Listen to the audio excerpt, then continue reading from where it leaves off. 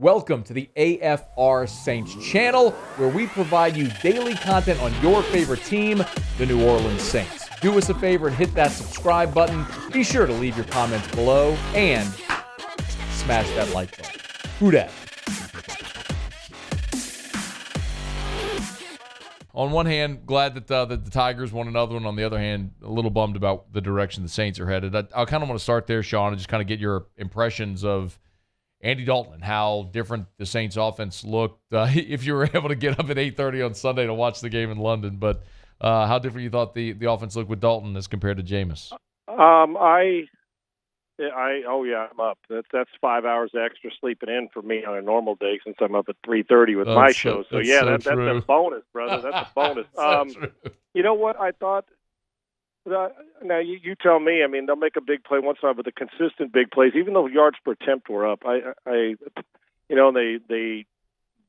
moved the football, but penalties, costly turnovers when you lay the ball on the ground. I thought Dalton, protected the ball in the air pretty good and made some throws. I know that they were banged up, but who isn't?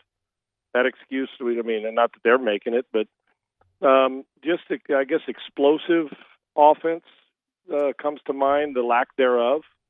And I thought Andy was efficient. He kind of did what I expected as far as what the difference is. I think he's a little less careless with the football throwing it. I don't think there's a big drop-off between Jameis and Dalton, and I don't think there's a big gain when you put Dalton in. I think Andy's a good player, and I think he's a little smarter with the football at times and takes less chances through the air. But, when you keep letting guys back in, I was a little surprised that you'd put and I know Lattimore's good at the end of the game, and we'll get to it, I'm sure, but when you got the best receiver, maybe not even the best receiver from LSU in the NFL, but you're taking chances when you decide to put him on an island one-on-one and take a shot. And he was following him around Lattimore the whole game, and back and forth field goals, and you got to score points and touchdowns on a regular basis. And the Vikings were a bit resilient and made the throw when necessary. And Cousins has done that a couple times over the last few years against the Saints, playoffs and regular season. So there's a lack of explosiveness on a continuous basis. I think they are a team that knows their defense is good, and they're going to play in a lot of close games, but they do have explosive talent, so something's missing. Do you notice anything with Pete Carmichael, the play calling? Is there anything you'd like to see the Saints do that they're not doing when you watch them? It's a hell of a question. When all their weapons are on the field, I don't know, Matty. Maybe hopefully I'm not discounting this, but does play faster mean something to you? You know what I'm saying? Tempo wise, I see that in a lot of teams when they're just kind of lining up and doing the things they do. I think Pete does a good job, but I think it's when we're comparing him to the guy that was there beforehand, you're always going to take a step back because he was always going for the throat, and that doesn't mean you go for the throat dumb. It means you go for the throat, but you do it calculated and judiciously. So when you're struggling to extend leads and extend drives and sustain drives and do something different, we're at the point in this league that defenses, and the Vikings see it too, and when you take advantage of man coverage, which you get the guy on an island, you got to hit those throws like Cousins did. But I've always said that when things, I guess, stagnant or typical start to set in, and to watch that game, there's a part of me that thinks, okay, then and scoring on the other side of the field in the red zone, but change the tempo up a little bit. I've never understood why we think we have to huddle, we have to play slow until it's a 2-minute drill or until you're down by 3 touchdowns. I'm a big tempo changer, and you only get so many possessions. You got to maximize them, and kicking field goals is usually in the NFL not going to do it against good offensive teams, and the Vikings can score. Yeah, and look, man, Sean, the Saints fall to 1-3 in the season. Now they welcome in Seattle. And Matty, I don't mean to interrupt. No, please. What are they saying there about Pete? Because you're in the locals. I could see it. I think he's obviously been with Sean been there for a minute, and we know that. But do they not feel that they're aggressive enough? What's the deal? The hard part about it, Sean, is like we've seen. So Pete Carmichael was the primary play caller three different times. And each of those times, the Saints finished top 5 in the NFL in offense. So it almost kind of feels like, all right, well, I think here the general feeling is, man, it just becomes more and more abundantly clear how much it was Payton and Breeze. It was not anything that can be rubbed off on other people. It was just how special those two guys were. Yeah, and real quick about that, I appreciate that. And one thing that comes to mind for me too when I ask you that is, and Pete, Pete knows what Sean wanted to do, and like you said, he's been a play caller at different times. Is we can't take away, and there is a difference so people understand. And I think they do. I know you do, but I try to explain this, and there is a major difference. I've been around guys when I was in the league, and have covered it all these years, and been on teams with coaches that were great X's and O's guys. And I don't know if this is the case. I'm just saying here's the difference. And you get up on the board, and they can teach, man. But then you say, okay, the receiver coach, you put him, or the running back coach, and you're an offensive coordinator. And I'm not saying this with Pete, but what happens is that there's some great X's and O's guys that just aren't great play callers. It's similar to being a great coordinator but not a great head coach. We've seen that.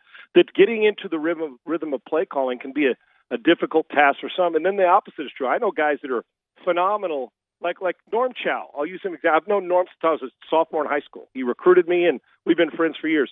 Norm was a guy who'd rather have a quarterback coach doing all that stuff so he could get his, all the years at BYU and at Southern Cal and in the NFL, so he could gather and just get into his play calling rhythm. Does that make sense? So there Absolutely. is a difference. And here's the thing that goes on real quick, Matty, with this is you get play callers that take on the personality of the head coach. Pete has been around a play caller when Sean Payton, offensive mind, go for the throat, take some shots, but be efficient. And when you take those shots, make sure they're calculated and on time. But also, when you got Drew Brees, you can take some chances because the ball, if he misses one, on 3rd and 9 he can still be accurate. Is as accurate, the most accurate passer I've ever seen. So you could take a shot and miss and be in 2nd and 10 and know that you're going to get 2 completions. So it was aggressive. You take on the personality of your head coach.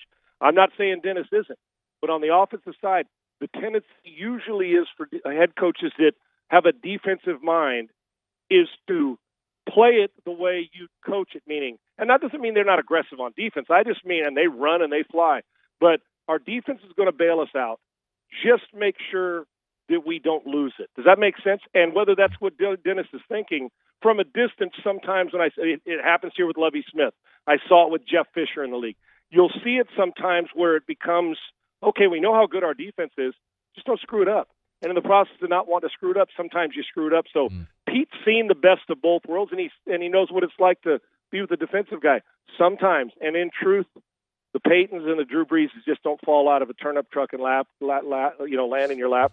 Brees was exceptional because he could miss a throw. The ball didn't hit the ground much, but he'd always put you in position to get you to 3rd and short or 4th and short because of his accuracy. And they definitely don't have that on this team right now. There's no doubt. He's on Twitter at Sean Unfiltered. A thought on Geno Smith and the Seahawks coming into the Dome this week? Playing far better than I thought. I thought they were I thought going into this season that they would have, and tank's not the right word, but you would have saw a team that was just going to go with he or Drew Lock, and Geno's clearly, I understand why he beat him out. He's playing pretty solid football, making some good throws, and trying to build his resume too, because the thought process for me was they're going to be picking in the top 3 or 4, and they're going to find Levis or they're going to find Stroud or Bryce Young or whoever it is they fall in love with. And they're playing as Pete would. They'll run around and do it. And they've got some monsters at receiver, and they can run it. So with that, it's as if Geno Smith says, okay, I can take some shots with my receivers, but we mix in the run, and they're getting yard after yard after yard. They're better than I thought. And Geno Smith is actually playing an elevated level I thought that Geno Smith was a lifetime backup. I did. And that may still be the case, but I'll tell you what, for a guy who wasn't sure who was going to be the starter over the summertime, he poses a threat, and he's playing pretty solid football, and he's got some monsters on the perimeter to get them the football, and they can run it too. And they're proving that the way that they're mixing in play action and getting their runners on the edge. And they've got some home run hitters, man. It's dangerous, especially if you're going to play man coverage. You better be awfully solid because they're big and physical on the outside. Hey, thanks so much for watching. Please leave your comments. I love to interact, and be sure to hit the red subscribe button below.